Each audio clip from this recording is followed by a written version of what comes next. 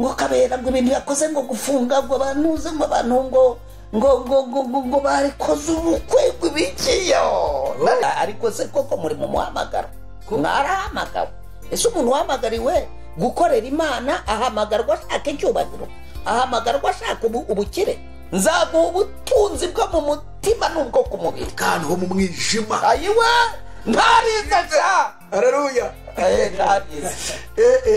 ntariza ubwo butunzi wirata nibwo bugukinyiza nimba wasengaga icyumweru urara mu mashyamba ntusubirayo nzajya kwirata ibintu binsubiza inyuma ntabyo nzirata umugore nene murongo yakiri muto na murongo afite imyaka 16 yego bya bibiri uvuze ngo nibamuhe koko urabona ari bubona mukane iminsi 2 koko wamuhaye na 5 da akababara we ntaze ndanezerwa haleluya iyo ntaze ndanezerwa no kwipima kandi mu by'ukuri ntabwo ari ibintu byo kwirata umuntu kumbwira ko ashonje ngirengagiza bibaho bazagushyira mu dore n'imeterizi aho nzajya nawe niho uzajya bya bintu bizaba bisigaranye abandi banyarwanda mufite imitungo ikambabazi ubu muri mwebwe mwikozemwe abantu bagera kuri 50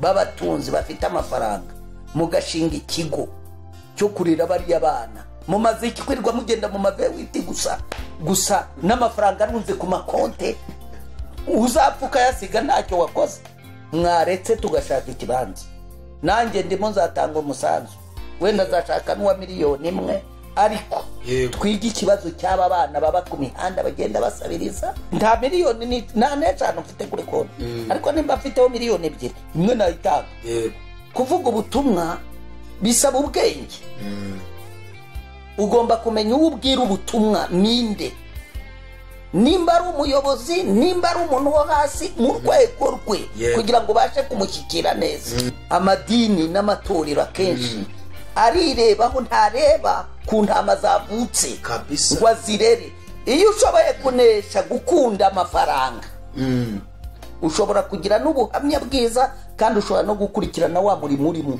kuko ni uba warihebeye baroba amatoni nibo bantu babakire kabisa yewe nababonye i Bujumbura i Burundi mu mwaka wa 77 hakoraga bagira iki ariko basire ntabwo abacuruzi bose bo Kristo babeshya yawawe nta n'uwasubirayo anavugishije ukuri ntiyasubirayo nkamubwira za Gasayo Orientale ntahazi nkamubwira ko kibwe muri mize yaho udashobora kukibona umuzungu nkamwegeka cya kindi cya 5 ngasanga 50 byo muri za 80 ijwi ryarazaga riti ibyo ukora sibyo nimba uri umukorokore ukiruguza rero urwana na Reco Defense koko nashonje imyaka irangubita ubwo ni kakazi wari wakaretse naye nakaretse yewe narahunze njya no muri Kongo kwa wa mugore bita Mariam abashaka gufata uwo murongo bawufate nyuma y'ibyago haza amahirwe nyuma y'ibibazo haza ibisubizo amen iyo wemeye na iraza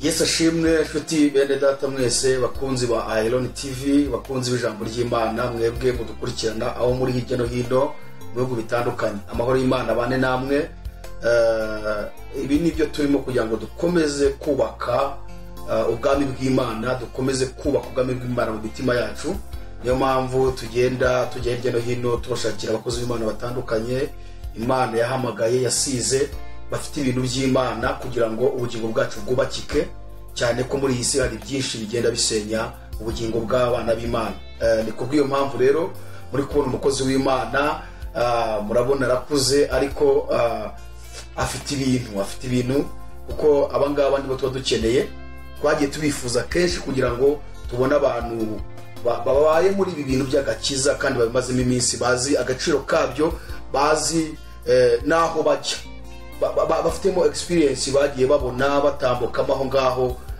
kugira ngo badusangize rero uyu munsi twabatumirije umukozi w'Imana, mubona uyu nguyu iri imbere ya kamera ya Iron TV, kugira ngo adufashe kuganira ku jambo ry'Imana, twubake ubwami bw'Imana. Mbere yuko rero twinjira mu kiganiro cyacu twabateguriye uyu munsi, reka tubanze tumwakire, abasuhuze, abibwire, hanyuma tubone gukomeza ikiganiro cyacu. Tubahaye ikaze muri Isanga kuri Iron TV. Hanyuma ikindi nuko mwakwibwira bari abantu badukurikiranye, hanyuma tugakomeza kwinjira mu kiganiro. Murakoze kuduha ikaze. Nitwa Ndori Fulgence, nkaba ndumva umuvugabutumwa w'umuhamagaro.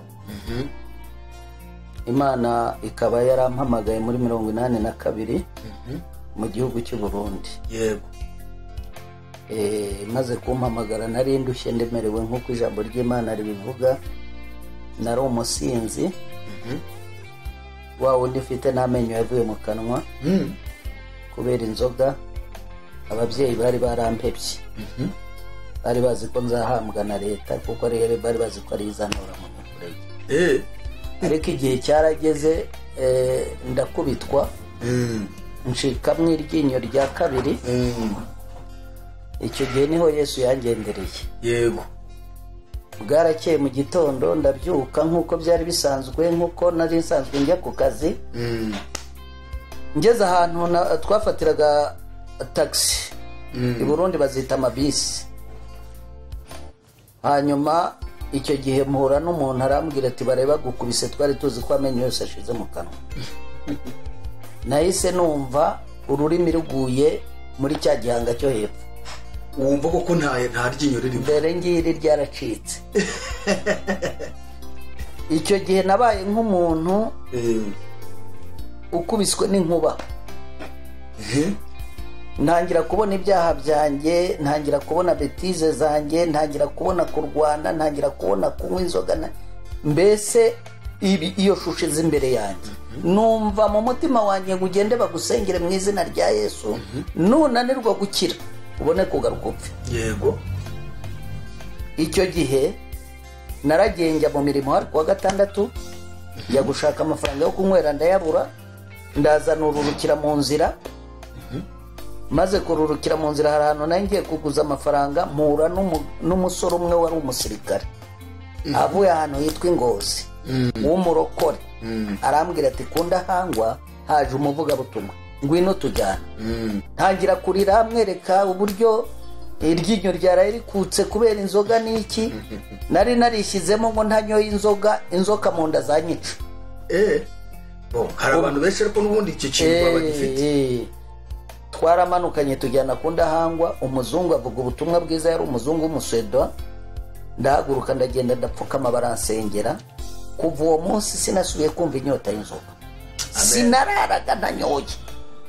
Yewe niyo narwaraga malariya, nabwiraga umubyeyi wanjye ne mungurira icupa rya byeri n'indinywa ndaruka nduke malariya. Hari kuwa gatandatu ku cyumweru njya ahantu bita mu Kinama, hari umupasiteri witwa Sebitereko, asigaye abana mu Rwanda. Yego. Ndagenda numva ubutumwa bwiza, nahamagawe mfite umuriro wa wundi udasanzwe. Mujya mubabona aha mu mujyi, bagenda bahagarika abantu bababwira ubutumwa. Yego. Ariko jewe siko nari nahamagawe, kuko kukubwira ubutumwa nagombaga no kugupfukamisha aho ngaho ukihana. Kandi nari mfite imbaraga zidasanzwe, kuko kuvuga ubutumwa bisaba ubwenge. Ugomba kumenya uwo ubwira ubutumwa ninde, nimba ari umuyobozi, nimba ari umuntu wo hasi mu rwego rwe, kugira ngo bashe kumushyikira neza. Ariko abandi bapfa kugenda bakavuga, ariko simbagaya, kuko muri kino gihe abantu, amadini n'amatorero akenshi arirebaho, ntareba ku ntama zavutse ngo azirere. Nta burere bafite. Nicyo gituma ubona umuntu aba umuhanzi akajya gucuruza ibihangano by'Imana, kandi ijambo ry'Imana rivuga ngo mubihere ubusa mu bitagira ubundi, akabihindura business. Yaba n'umuhanuzi ibyo byose akabihinduramo business, ariko ntabwo ari bo, kuko aba bayobora bakagombye kubarera bagakura bagatanga umusaruro utari umugayo. Ntabwo babakurikirana. Ibyo bakurikiranye ni amafaranga, ibyo bakurikiranye ni ibyubahiro, ibyo bakurikiranye nta muhamagaro bafite wo kuba bari umukumbi baba uba wavutse ngo bawukurikirane. Icyo ni ikibazo nasanze, kandi akenshi ntibemere no guhanurwa, ntibemere ko wabasanga ngo babwirute nyamara ibi n'ibi ngo babyumve babikurikirane. Murazi umwana udafite uburere, udafite umurere, nicyo kibazo dufite muri iki gihugu. Ubona za mayibobo, ubona abana bagenda kwibarabara, nuko baba badafite ababyeyi babakurikirana. Ingaruka zabyo rero muragenda muzibona. Bariba bagira bati mbaciye mu ijambo gatoya uriya mukozi w'Imana Fulgence. Ni iyihe mpamvu abashumba b'amatorero cyangwa amadini batemera guhugurwa? Ni iyihe mpamvu?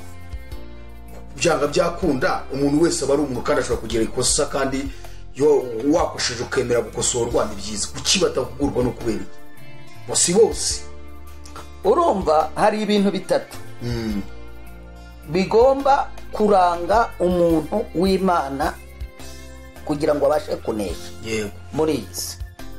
Icya mbere, akwiye kwirinda kwishyira hejuru no kwiha icyubahiro, akaba uciye bugufi.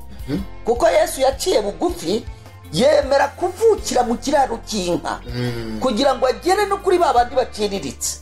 Yaza kuvukira hejuru, twari kugira ubwoba bwo kuko hari aho ndashobora no kugera. Icyo nicyo kabisa. Ikibazo rero ni ukudaca bugufi ngo babe bakumva ubasanze wese abereka ati dore ibi bintu byari bikwiye kugenda gutya ngo bamwumve. Icyo ni ikibazo cya mbere. Icya kabiri, umuntu witwa ko yihebeye gukorera Imana ntakwiye kuba umukunzi w'amafaranga. Akwiye kubumbwa nuko ari. Kuko Imana yashatse kubiguha, irabiguha utabirwaniye. Si imbaraga zacu kugira ngo tube turi uko turi, si imbaraga zacu kugira ngo tugere muri iyi myaka tuba turimo. Iyo ushoboye kunesha gukunda amafaranga, ushobora kugira n'ubuhamya bwiza, kandi ushobora no gukurikirana wa murimo urimo, kuko ni uba warihebeye. Ariko akenshi barajagaraye, baba bari mu kurwana n'ibyifuzo by'isi n'ibyifuzo by'uyu mubiri. Ngira imodokari nka kanaka, ngira icyubahiro nka kanaka, kandi icyubahiro gitangwa n'Imana. Amen. Urambabarira n'ubundi njya guca mu ijambo kubera ibintu biryoshye birahangaha, niyo mpamvu twese dukomerezaho. Ariko reka twinjire kuri topiki yacu y'uyu munsi, naho gusenga ko duhora dusenga amavuta yarahari. Kuri topiki yacu twagomba kuganiraho ni iyi ngiyi, guhamagarwa n'Imana. Yes, guhamagarwa n'Imana. Ese ubundi umuntu wahamagawe n'Imana, mega uradusobanura guhamagarwa n'Imana ni iki? Ni icya mbere. Icya kabiri, ese ni iki kiranga umuntu wahamagawe n'Imana koko bikamugaragaraho mu by'ukuri ko yahamagawe n'Imana? Kuko abantu bose tubona baboneka mu madini basenga bitwa ko bahamagawe n'Imana. Abandi tubona ari abavugabutumwa, abandi ari abapastori, abandi ari abashumba, nabo tubona ko bahamagawe n'Imana. Ese umuntu ahamagarwa ryari? Ese nikigaragaza ko yahamagawe? Ni ibihe bimenyetso bimugaragaza ko yahamagawe koko? Haba mu ndibwira ko imihamagaro, hari umuhamagaro wo gukizwa, hakaba n'umuhamagaro wo gukorera Imana. Uyu muntu, abo bantu ko ari babi, niki kigaragaza ko bahamagawe mu byo barimo koko, haba wagakiza, haba n'uwo gukorera Imana? Umuntu wahamagawe n'Imana ashobora gukizwa, ashobora no kuba umukozi w'Imana. Aho niho hari ishingiye. Ndagira ngo mvuge ku bigishwa ba Yesu ba mbere uko bahamagawe n'inshingano zabo. Yesu amaze guhamagara Petero na Andereya n'abo bavukana ziriya ntumwa 12, yabasanze ku kiyaga cy'Itiberiya. Bari bafite amato, bari bafite isenga. Ndagira ngo mbabwire yuko abantu batabizi bashobora kumva ngo cyangwa bakareba nka muri za Rusizi zacu baroba udufi tungana dutya n'udusambaza bati barobye. Ariko abantu bazi ibiyaga nyabyo baroba amatoni n'abatoni, nibo bantu b'abakire kabisa. Yewe nababonye i Bujumbura i Burundi mu mwaka wa 77 hakoraga abagiriki, abazungu b'abagiriki, nibo bari bafite amataro. Ibyo wari we wese wa kera arabizi Burundi. Ubwo ni mu kiyaga Tanganyika, mu kiyaga cya Tanganyika. Noneho rero urugero ushaka gutanga, ndashaka kuvuga yuko bariya bigishwa ba Yesu batari abatindi, batari n'abakene. Kandi benshi bakunda kubivuga ko bari abakene ko barobaga.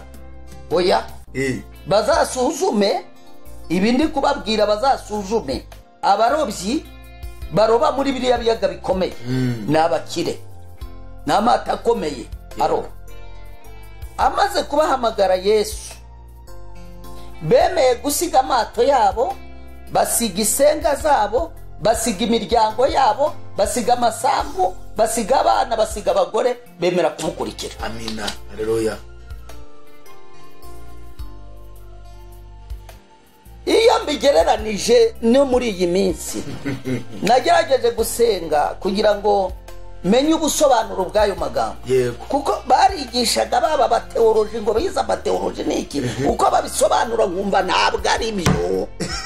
Umuntu ntiyasiga urugo ngo abe ari muzima, umuntu ntiyasiga abana ngo abe ari muzima, umuntu ntiyasiga ibye ngo abe ari muzima. Ariko maze gusenga Imana yampaye ubusobanuro.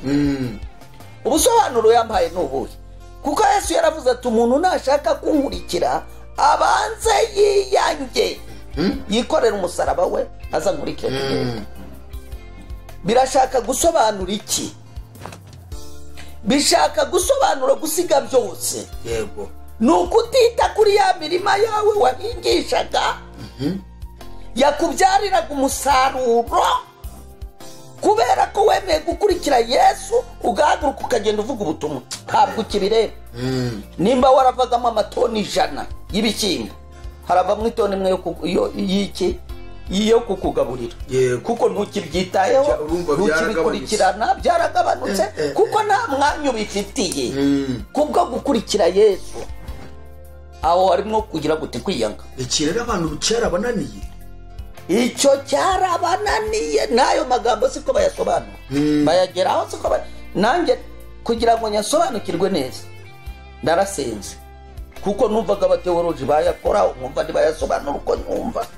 Nsenze Imana irayasobanurira. Ni ukuvuga ngo nimba afite abana biga muri Ecole Belge kubwo gukurikira Yesu no kwiyanga, kubw'uko wa musaruro wagabanutse, nzemera no kubashyira mu mashuri ya leta, kuko hari icyo ndeba imbere. Kuko Mose yaravuze ngo kubw'ubutunzi buri muri Kristo Yesu ntabwo akwiye kubugereranya n'ubutunzi abanyagiputa batunze. Yemera guhaguruka aragenda. Ihangane gato, iki kintu tugisubiremo cyane kuko kirakaze. Uyu muhamagaro urakomeye kandi abantu benshi urabananira. Uratubwira uti intumwa ba Petero, ba Yohana, ba Yakobo bari abakire, bemera gusiga ubwo bukire uko kuroba barabireka. Na Tanzania ingero akaba ariyo mpamvu na Petero yavuze ngo twasize ibyacu tugakurikira uzatugorora iki. barabimubajije. None ikibazo gihari kugira ngo ugere kuri iyi level, kuri uru rwego rwo gusiga umugore, abana, kureka kariya kazi, kureka izo toni zawe z'ibishyimbo winjizaga mu gihugu zizanye n'amakamyo angahe, ngo ugiye gukurikira Yesu, kugira ngo ujye ku rwego byamusaba iki? Kuko uratubwira uti ba Mose, reka mbabarira nguhe n'ingero. Yego, wenda ndaguha ingero, ndacyabanza kuvuga uburyo tuzajya mu ijuru kubw'ubuntu. Ariko ugereranije ukareba intumwa uburyo zitwaye ndetse n'abahanuzi n'ibyo banyuzemo muri iki gihe turimo, urabona ko ari biratandukanye cyane. Tujye tuvugisha ukuri, kuvuga ukuri ntibyica umutumirano, tujye tuvuga ukuri, sibyo? Kuko nk'uyu munsi urebye nk'abantu b'abacuruzi, turi mu bucuruzi, twebwe b'abarokore tujya Dubai tujya mu Bushinwa tuvugane ikintu cyitwa ukuri. Umuntu amesa kamwe ndabaho ubuhamya ngikizwa nakijijwe nababwiye nabakijijwe mfite umuriro uteye ubwoba. Naretse akazi nakoraga imyaka 5 kubitwa n'inzara niga kubeshwa no kwizera. Ubwo ni nko ariko ntabwo ari inzira yoroshye. None paseka vuba no rero kuri cyo ngicyo uvuze ese niwe wabiretse ku bushake cyangwa n'Imana yakubujije? Umva umwuka tubamo atubwira ibyo tugomba kureka ariko tukanga tukinangira umubiri ukaturusha imbaraga. Urugero naringiye kuguhara abantu bajya mu Bushinwa, hari abantu b'abacuruzi badakoze ibintu byo kubeshya ntabwo bajyayo. None aba bakristo reka tuvugishwe cyane ntabwo ni mpamvu nakubwiye udusobanura umuhamagaro umuntu aba yarahamagawe. Dore reka nkubwire urabona iyo bavuze ziriya mashini za IBM kubera ko bazi ko wenda hari ibyo zidashobora kurengera by'inyungu zabo usanga kenshi barwana. Ariko reka nkubwize ukuri kuko nanjye ubwanjye nakoze akazi ko kuvunjisha. Yego. Akazi kose uragerera iyo uri umurokore urestima naragakoze. Hakaba abo dukorana dolari bagashaka kuryungukaho amafaranga 1000. Idolari rimwe 1000 cyangwa se umuntu akayazana bagashaka kumubeshya. Ibyo nagendaga mpura nabyo. Ariko iyo ufite umwuka w'Imana akurinda ikintu cyo kubeshya umuntu ukarya ibigereranije aho kugira ngo urye ibirenze. Nibi rero ndi kukubwira by'abantu b'abacuruzi rwose uko nukuri kwambaye ubusa uti atabeshye ntabwo bishoboka. Muri ubona refe ni Rwanda nabo hasi. Ariko pasire ntabwo abacuruzi bose b'abakristo babeshya. Yawawe nta n'uwasubirayo. Anavugishije ukuri ntiyasubirayo. Bamukubise ku karikire ntiyajyayo. Ngo b'abakristo yabaye nawe kuri reka tubyihorere. Reka nkubwire yego iri jambo Yesu yavuze ngo umuntu nashaka ubundi iyo wabaye umukristo hari ibintu utakora ukemera ugapfa cyangwa ukemera ugasonza nuguhitamo. Uranyuva bubandi bwari ibintu utakora. Niko kwa kundi nyine ijambo ry'Imana rivuga kwiyanga. Kuko hari ahantu ushobora kubona ukavuga uti inzira ngiye kunyuramo ndayibonamo amafaranga 500. Undi kubw'uburiganya ati ndayibonamo 5,000. Wowe nimba uri umurokore wemeye kwiyanga no gukurikira ukuri uremera utware ya 500 udatware 5 urehe. Birakomeye ntabwo byoroshye. Cyangwa se inzira ubona ko iri mu kuguta mu kaga yo guhora utanga ruswa kugira ngo bashe guhita uremera ako kazi ukakareka. Ntabwo byashoboka pastor ugashakira ahandi. Mbese icyo gihe rero iyo bidashobotse niko kwa kundi tuba turi mu kwibeshya bigakiza. Kuko ijambo ry'Imana ni gutya tuba turi kwibeshya gakiza. Mbese kuri murambwira ko abacuruzi besha ariko reka nkubwire jewe barakibeshye. Imana nizaribe ariko reka nkubwire muhaye ubuhamya gatoya. Nyimara gukizwa i Burundi nacuruzaga ibintu by'ibishushanyo biva muri Kongo sinzi kubizi bya bindi by'amamaske biteye ubwoba. Nacuruzaga amahembe y'inzovu, nacuruzaga impu z'ingwe, nacuruzaga amabuye yavaga muri Kongo bita marakiti, nacuruzaga amataburo ya kwivure. Namaze imyaka iyi ari by'ucuruza mbikora maze gukizwa. Nabashije kubakamo inzu mbasha no kugura moto ngendera. Ariko ntarakizwa nari narayamariye muri za kadrake mu mabwate no mu nzoka ntacyo nagira kuretse ipantaro imwe. Ariko muri iyo myaka 2 narwanye n'ijwi rimbwira ko nkwiye kubivamo kubera iyihe mpamvu ari ukubeshya. umuzungu naranguraga igishushanyo cy'amafaranga 5,000 yaba yagishimye nkamubwira 100 cyangwa 150 kandi gatangira kumubwira ko kimaze imyaka 100 ari ikintu bacongeye mu Kamenge. baba we abanzi ntibabibona twakoranaga barabizi. uzatwigisha ku birebana n'ubucuruzi kabisa. uri urabyumva nkamubwira za gasayori yatare ntahazi nkamubwira ko kibwe muri mize yabo udashobora kukibona. umuzungu nkamwegeka cya kindi cya 5 ugasanga 50 byo muri za 80. uko bacuruzi babayo uko niko bameze. iyo umye barago dore naha mu mujyi uzagenda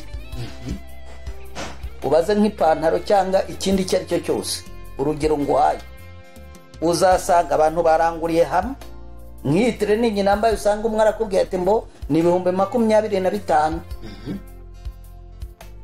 ye wari n'umurokora kurahire rwose ati ingi urabona ni hatari nugira handi uyigure 15. uzagerageze nawe ugenda ureba.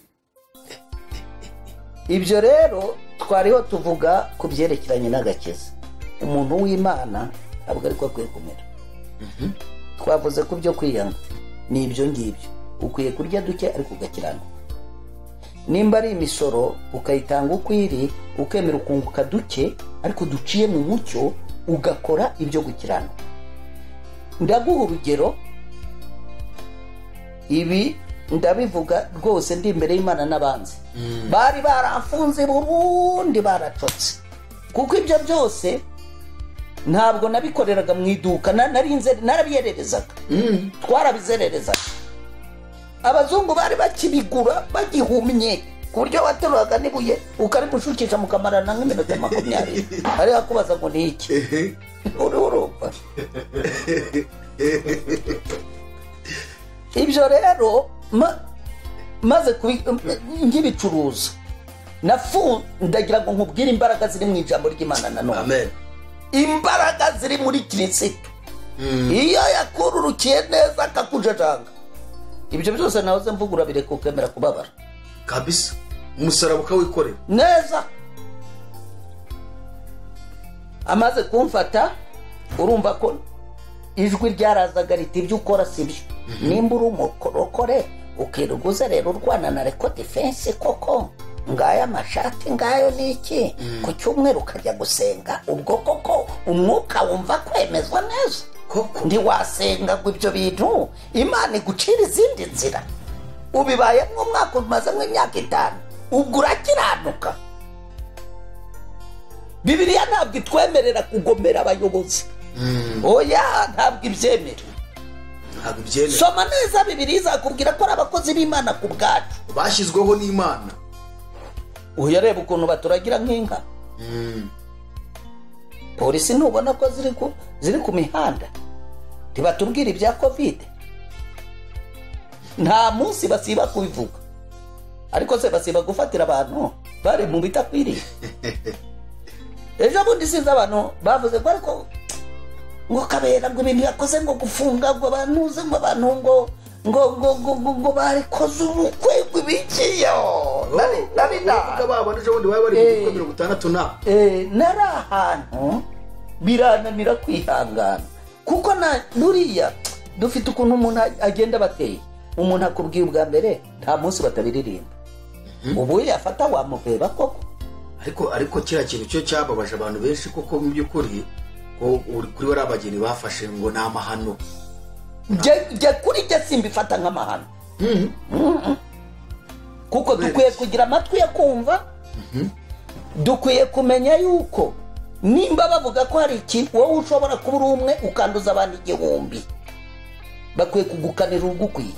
jewe ubu niyo bamfata bakambwira bati dore ni gutya ndabwa ni munkanira urumwe ko nakoze amakosa no mwibarabara iyo ntwaye imodoka rakamagarika nakoze amakosa bita mpagarara nkamubwira mba nyandikira ibyo nakoze nabibonye cyangwa se nugira imbabazi umbabarire nibyo. ihangane gato iki kintu nkikubaza. Murakuze mumaze imyaka myinshi kandi mwagiye muzi agaciro k'ikintu cyitwa ubukwe, none haza ijambo ry'Imana akaba namwe ibyo bintu mwabice mu muco uburyo bwo ari ikintu gikwiye kubahwa na bose, sibyo? None uzi kugira ngo umusore n'umukobwa bari mu bukwe nta mubanje ngana mugeze mu rugo baze bafata babajyanye muri stade, bagiye kurara muri stade. Nabonye abantu bandika comment nyinshi babahumuriza, hari n'ababahaye amafaranga. Nanjye navuze ibintu birabi nta mahana akomeye cyane, nibuze yo bareka bakabanza bakagera mu rugo bakaza kubafata nyuma cyangwa se bakababarira kuko ari abageni kuko ubukwe bwubahwa na bose. Iki kintu nanjye cyarandenze. None nkamwe mukuze muze iki kintu buryo ari umuco ukomeye cyane na Bibiliya ikongeka bivuga ngo bubahwe n'abantu bose. Urumva iki kintu kidakomeye? Reka nkubwire rero, buri yuko Imana itureberera niko n'ubuyobozi butureberera. Yego, buriya bufite inshingano zikomeye ku bantu, kuko bazabibazwa n'Imana, bazabibazwa n'amahanga nimba twemera ko babagezweho n'Imana. Kandi mu bigaragara koko ntabwo birirwa baducunze se, turinka turi inyamaswa se zitumva. Kuriya kuturinda nuko nyine umwana w'umuntu uko ateye nawe ntiyumva. Ariko ndagira ngo nkubwire biriya bintu byabaye, abantu twumva mu buryo butandukanye. Radio, televiziyo, umuntu wese uri kuri radio cyangwa kuri televiziyo ntabwo ashobora kuva hatavuze ati nyamuneka mwirinde amateraniro atemewe, sibyo? Turi abantu ntituri inyamaswa. Yego, nta gihe bisiba. Buriya nawe biba byamurenze. Aravuga ati umuntu udacitse covid, ucitse polisi, covid yo ntabwo ari buyicike. Yaravuze nawe bajye bamubabarira, yararenze, byaramurenze. Kandi ubuyobozi ko byaramurenze, kandi kuyobora abantu koko biravuna. Ariko abantu tugira imitekerereze itariyo, ni ukuvuga badafatiwe ibihano nka biriya nejo bundi n'abandi babikora. Urabyumva? Biriya nicyo gituma babikora. Kandi urabona kuva covid yatangira nta munsi n'umwe badafata abantu, abari mu kabare, abari mu makwe, abakoze iminsi mikuru ya anniversaire, abagize gute, sibyo? Kandi bugace ni ikibazo, kandi bugace bakabivuga. Reba ahantu bayijenjekeye mene n'ibihugu by'Uburayi. Kubera iki ngo demokarasi ngo mubareke bikira bizane ngo biki byabarenze. Ariko rero hari n'abavuga ko covid itabaho. Hari abenshi bavuga ko covid yawe akatsirwa abantu benshi bamaze kumenya kwiba. Babaje kujya bayipiga ariko ubu twamaze kubyemera. Ubu babyemeye. N'ubu hari abakibihakana bavuga ni politiki mpuzamahanga. Yewe abayihakana bazayibona. Iyo yihakanye iraza nukwita gusiga kumubona azasubira bikubaza. Reka twigarukire no kumuhamagara. None mudusobanurire, nose aba bantu mwatubwiraga bitwa abakristo bavuga ngo barahamagawe bakaba bakifita amanyanga meza atyo, ubu koko Yesu ko tutazi umunsi n'igihe azazira, ubu abantu bazabona ijuru? Ubundi ibyakabaye byiza twari dukwiye kuba intangarugero mu byo twemera.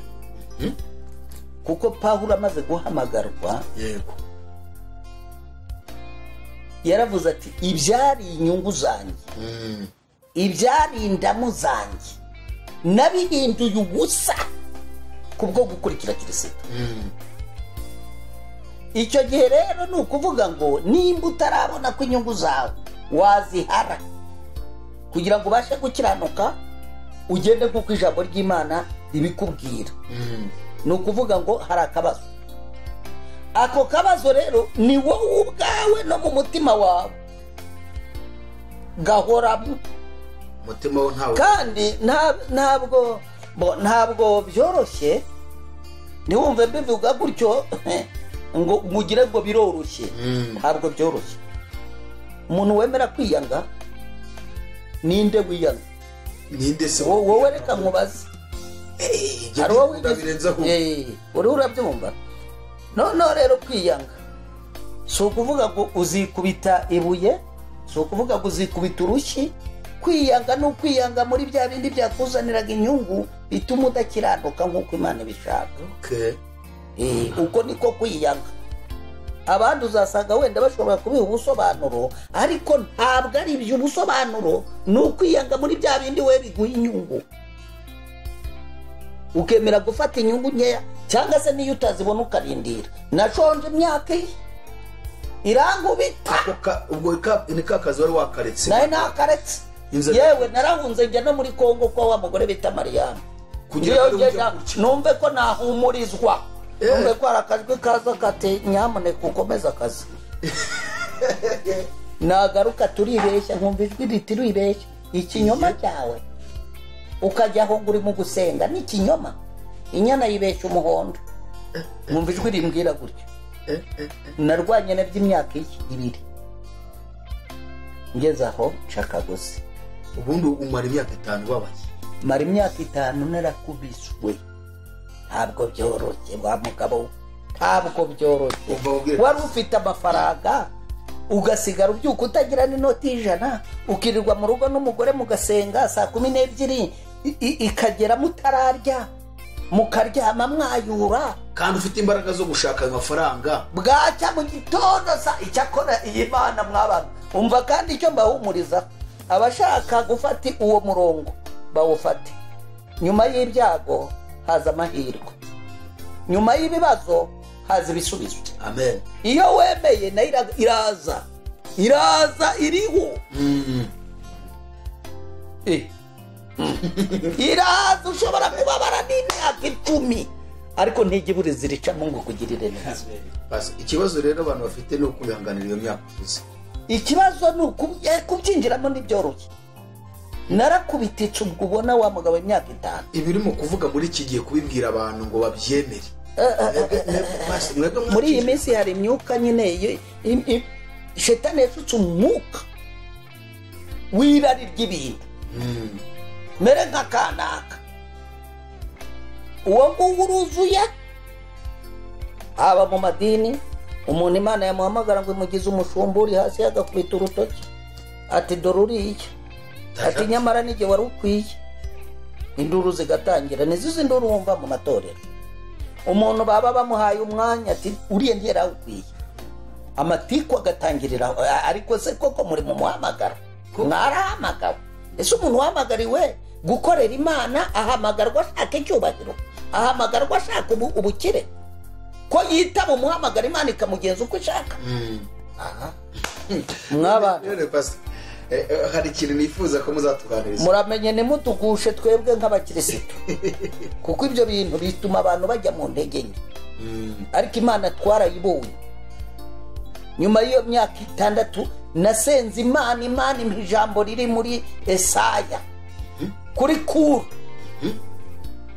iti inzugi zihindije ibyuma ndazikinguye, nzaguha ubutunzi bwo mu mutima n'ubwo ku mubiri, kandi ho mu mwijima. Ayiwe ntariza cya. Haleluya.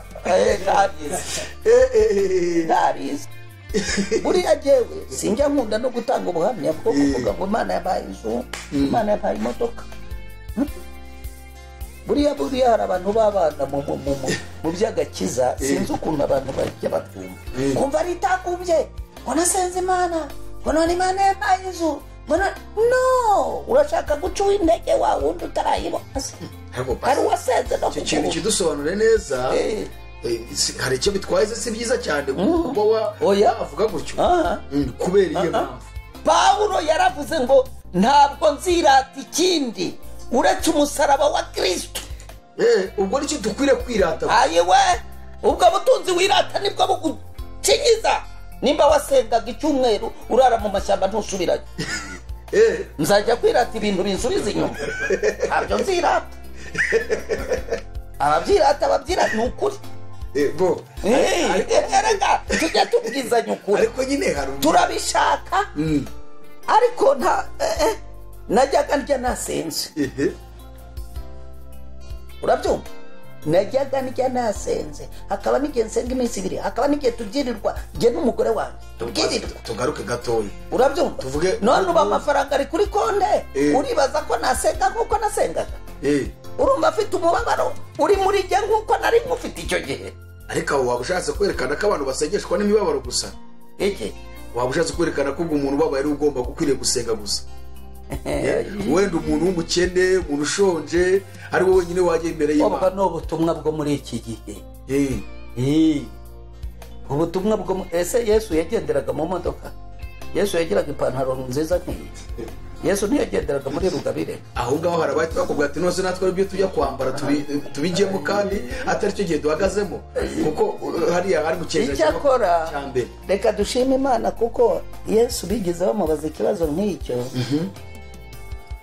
Bati biragoye ko umutunzi yakwinjira mu bwami bw'Imana. Cyoroshye nuko urushinge rwakwinjira mu zuru y'ingamiya. Icyoroshye nuko ingamiya yakwinjira mu zuru y'urushinge. Yesu arababwira ati umva, ibidashobokera abantu ku Mana birashoboka. Urumva iryo jambo? Ibidashobokera abantu ku Mana niho bishoboka. Kumukire kwinjira mu bwami bw'Imana. None se buriya umva, hari umukozi w'Imana umwe wasenze ni Salomo. Kandi uwo mukire nabyumvishe Imana araguhaye. Ni Salomo.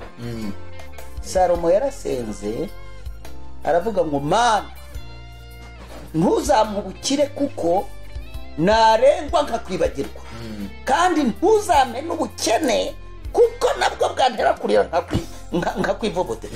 Umuntu burya akwiye kunyurwa n'uko ari akabumbwa. Ikibazo nuko tutabumbwa. Uvuga ngo igikwiriye nuko kuba hagati kandi tukanyurwa. Wumvise? Ukaba uri hagati bitarenze naho ibyo kurenga byo.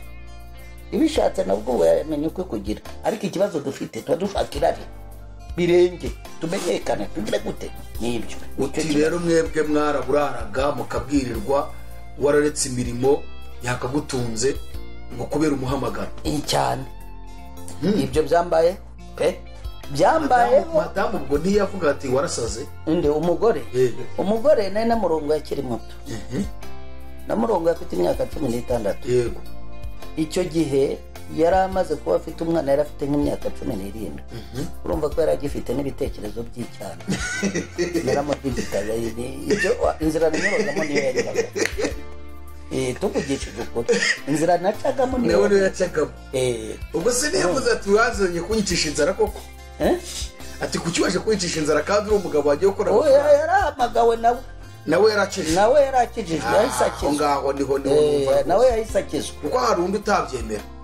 Induru zavuga arakubwira tumva ntabwo wanzanye kwicwa n'inzara ahangaha. Induru zavuga cyane muri iki gihe ho birakaze. Ariko rero pasiteri reka twariho turaganira. Ikiganiro kiri mu ijambo ry'Imana. Yego. Sibyo? Harazamo tukaganira n'ibintu bisanzwe. Ufite n'ubuhamya. Ariko mu by'ukuri umuntu w'Imana yarakwiye ku muntu w'Imana. Wigize umbaza ku bintu bishobora kuranga umuntu w'Imana. Yego. Umuntu wahamagawe koko. Umuntu wahamagawe. Umuntu wahamagawe agasigirwa amavuta yo kuba umupasitori. Icyambere abakwiye kuba umuntu uvuga make. Mukanwa avuga akwiye kuba umuntu uvuga amagambo make, kuko afite abantu benshi akwiye kubera icyitegererezo. Kandi mu magambo menshi abamwe iki ibicumuro. Icyo nabonye rero mu bantu bo muri kino gihe ntabwo birinda. Yego. Nabahamagawe n'ibirinda. Icyo ni icyambere. Icyo ni icyambere ku muntu wahamagawe.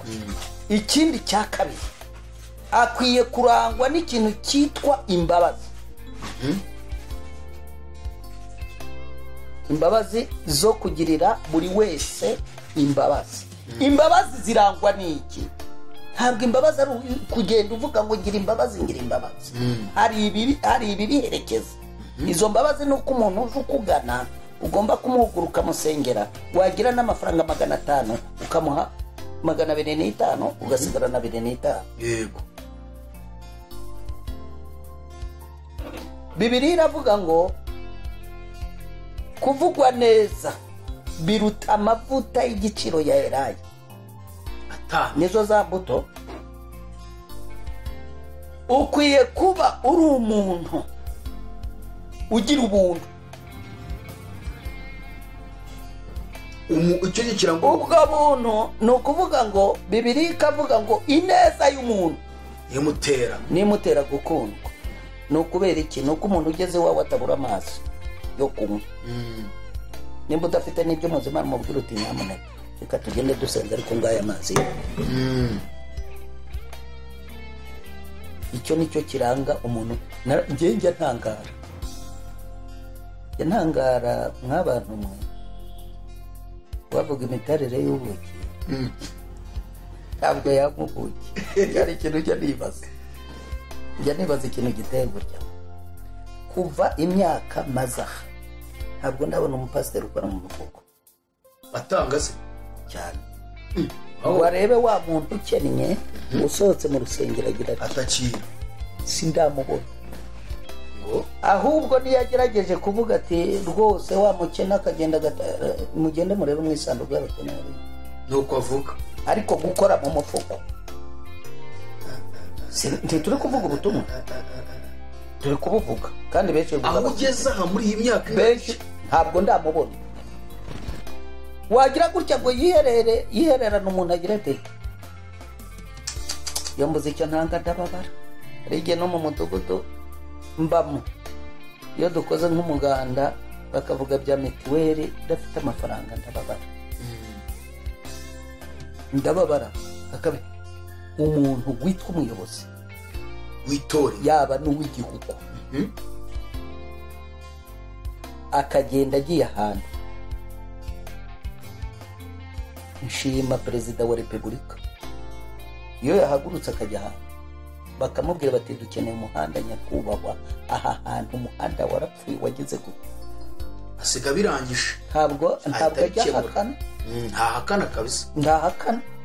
Ahita avuga ati umuhanda barawubakorera. Kandi imvugo ni ingiro.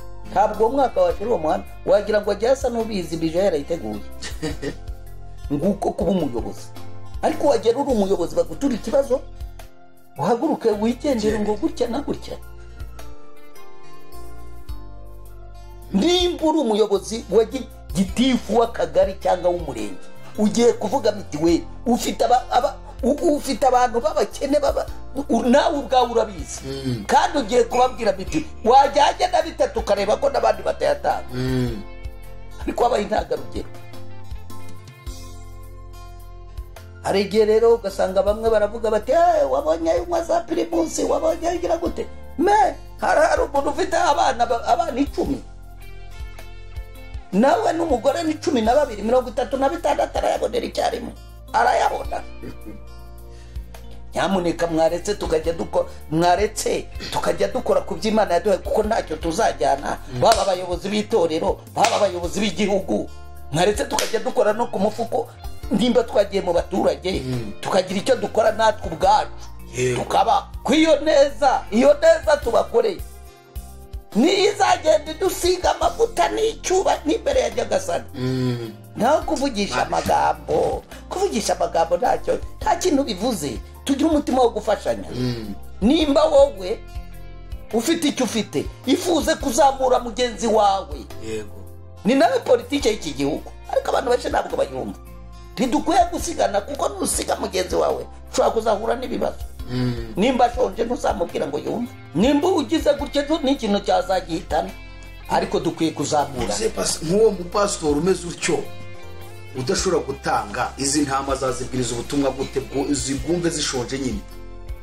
Umuntu arashonje urimo amubwira ubwami bw'Imana ati Yesu araje, ubazumva ibyo muramubwira kandi yaburaye yabwira.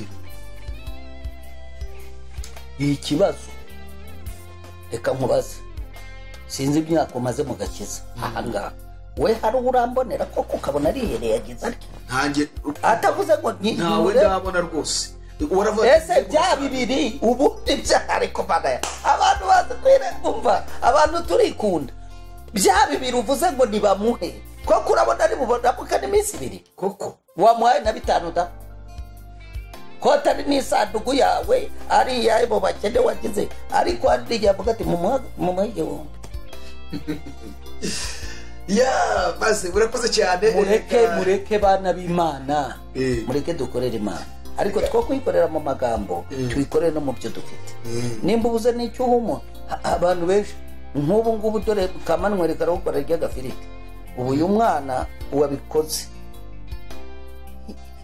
n'umugisha ariko zikura aka gafiriti arimo ararya n'umugisha aragenda ashima Imana muri iyo myaka 5 ayiwe narasengaga hari igihe twigize kwirirwa mu rugo n'umugore turasenga saa 12 ziragera duhonje urarya urumva no gusizirana twasenga mu gitondo saa 11 umuntu yaje azanye nk'ikiro cy'ifu azazanye n'amavuta muri ka gacupa ka fanta azazanye n'udukara n'amafaranga ijana i Burundi icyo gihe 50 waguraga ibintu bita umukaka ni za ndagara ndawuzi umukaka uraryoha urumva aza bizanye twabonye Imana cyari Imana cyari ishimwe rikomeye Imana ntushobora kuyibonera mu mafaranga kandi uriya muntu yakoze ikintu gikomeye cyane bumva nijwi ry'Imana ryamubwiye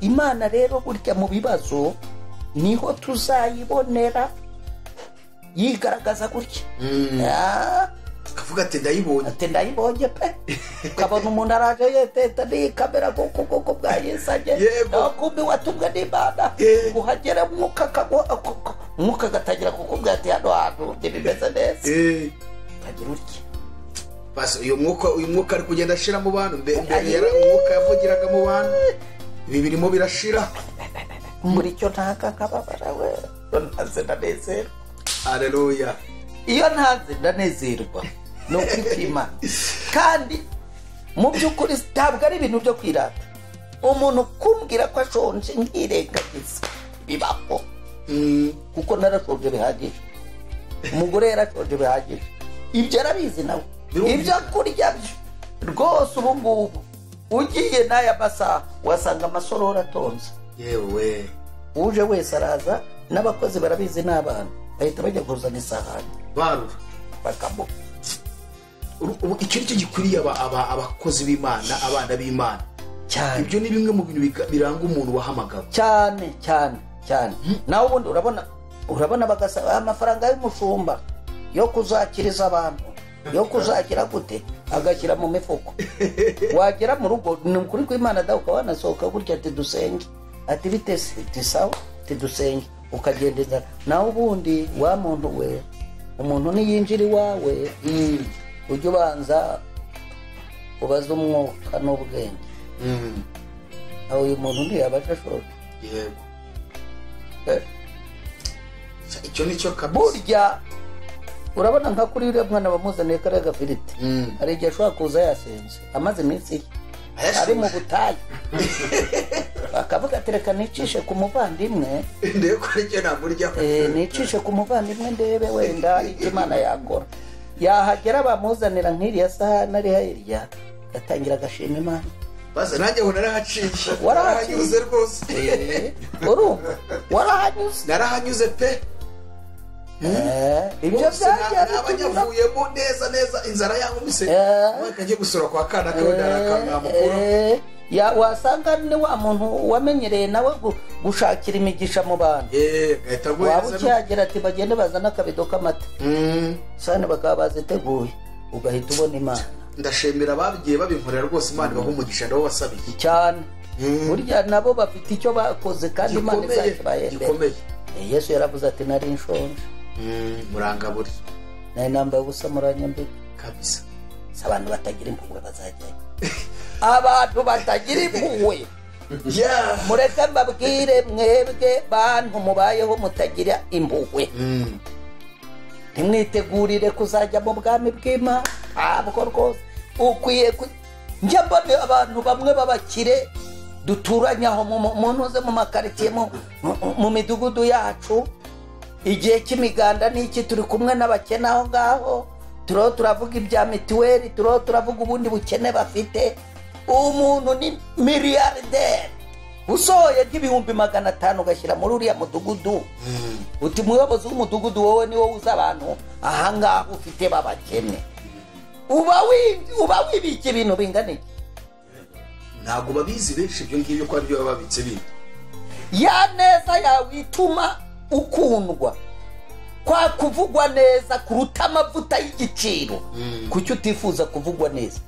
Nupfa abantu bazavuga bati nta cyari kituvuyemo, ni cya gikire cy'igitindi kigiye ni cya gikire cy'igitindi cy'igitindi. Wakagiye bakarira bati tubuze umuntu wari utugeze muri uyu mudugudu uko tabita byagenze, turamubutse bakakurira. Bazagushyira mu dore ni meterizi, aho nzajya nawe niho uzajya. Bya bintu bizaba bisigaranye abandi. Kose umaze iki?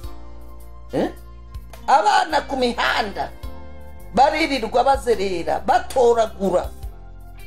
Banyarwanda mufite imitungo, reka mbabaze, ubu muri mwebwe mwikozemo abantu bagera kuri 50 babatunzi bafite amafaranga, mugashinga ikigo cyo kurira bariya bana, mukabafata bari ku mihanda, mugafasha leta, mugashinga ikigo, mukayisaba ikibanza, mugashinga ikigo cy'abariya bana, mukabubakira ikigo, mukabashyira mu mashuri.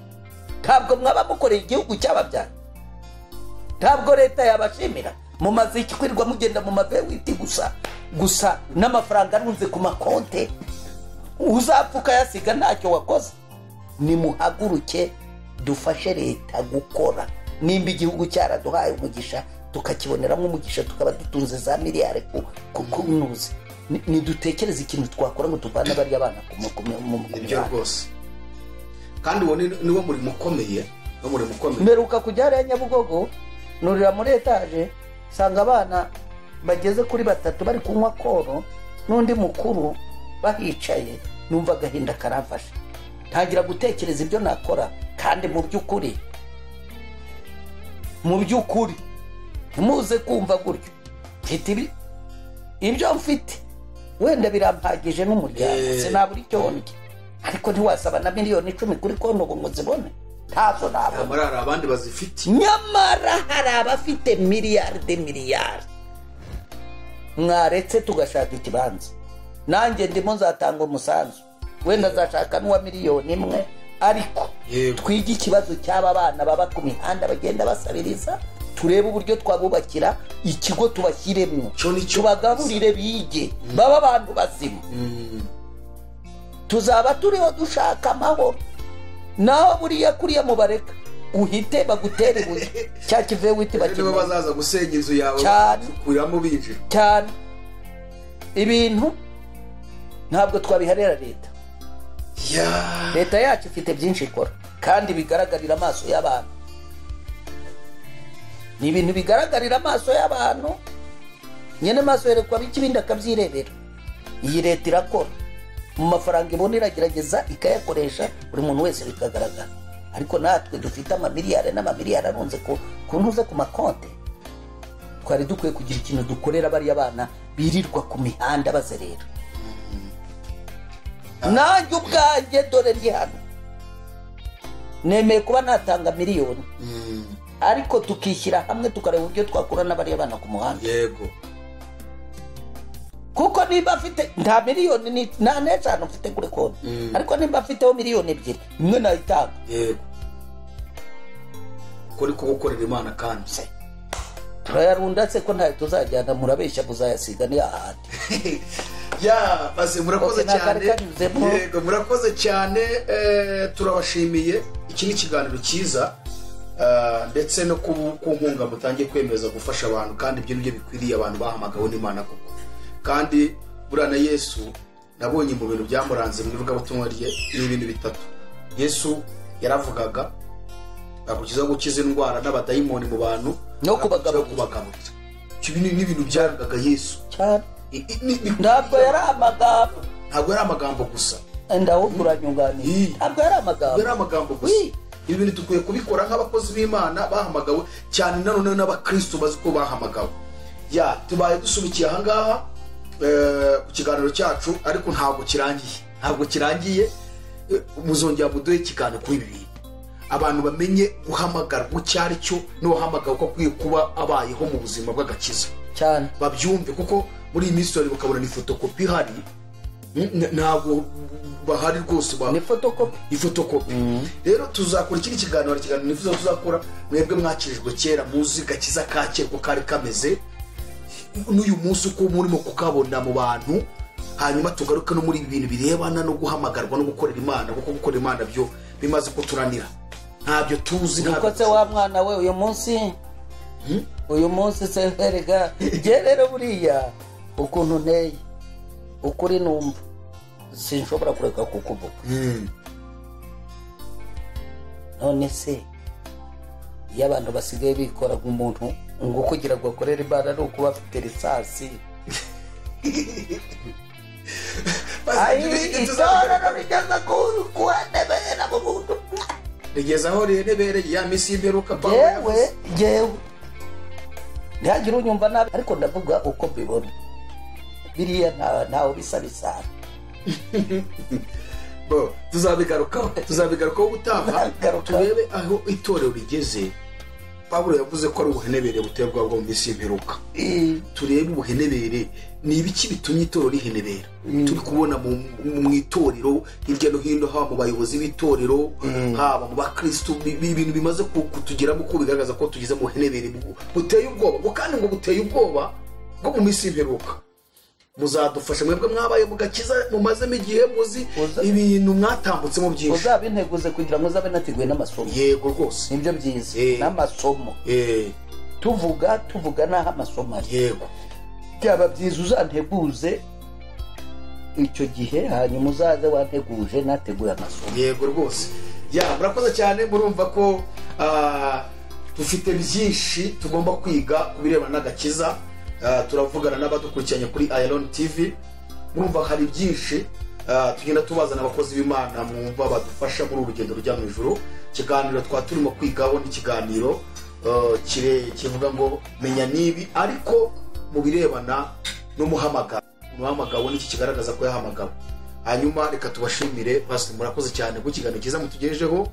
Ubundi tubwira abari badukurikiye ko ikiganiro ari akagaruka. Imana ibahe umugisha, ahubwo mwadufasha mugasengera abari badukurikiye, hanyuma Imana ikabashoboza mu muhamagaro. Okay, Mwami Imana yacu, haleluya, mu izina rirengeye amazina yose, turagushimye Mana kuko wabanye natwe uraturinda. Wari uzi ko mu gihe nk'iki tuzagira umumaro muri kino gihugu cyacu. Haleluya. Waturinze mu bihe byari bikomeye, ibihe by'intambara muri ibi bihugu, muri ibi biyaga bigari. Jewe nabaga mu gihugu cy'i Burundi, naho hari intambara z'uburyo bwinshi abenshi bagiye tubona, ariko turinda mu busarusa.